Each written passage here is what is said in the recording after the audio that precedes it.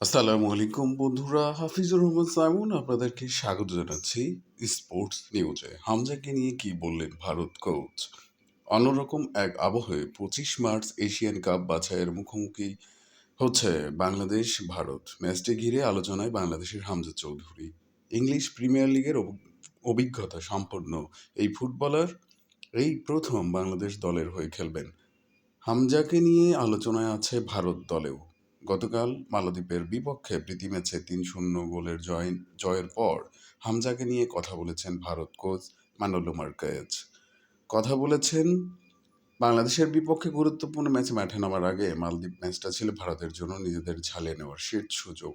সুযোগটা ভারত কাজে লাগিয়েছে রাহুল বেকে, লিস্টন কোলাচ এবং অবসর ভেঙে ফেরা সুনীল ছেত্রীর গোলে। এর ফলে টানা ১২ ম্যাচ এবং ৪৮৯ দিনের জয় খরা কাটিয়েছে ভারত।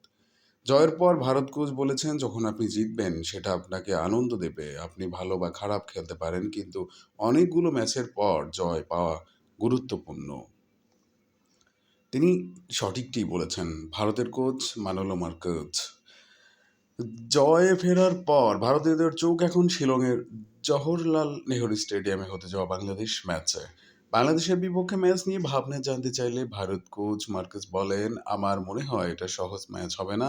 আমার ধারণা দুই দলের জন্যই ম্যাচটা কঠিন হবে। মার্কেজের সংবাদ সম্মেলনে স্বাভাবিকভাবেই হামজার প্রসঙ্গ এসেছে।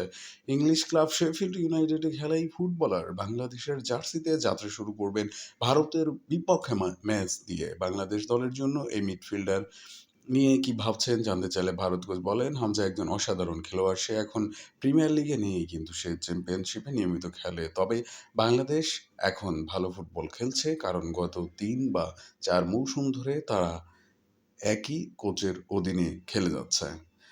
তার এই মন্তব্য আহ, পড়ার পর কি ভাবছেন বন্ধুরা? আর আমার এই খবরটি, আমার এই নিউজটি যদি ভালো লেগে থাকে অবশ্যই আমাকে ফলো দিয়ে আমার এই নিউজটি শেয়ার করবেন, কমেন্ট করবেন এবং লাইক দিয়ে সঙ্গেই থাকবেন। তাহলেই আরও উৎসাহিত হব এবং ভবিষ্যতে আপনাদের জন্য আরও অন্যান্য নিউজ নিয়ে হাজির হব।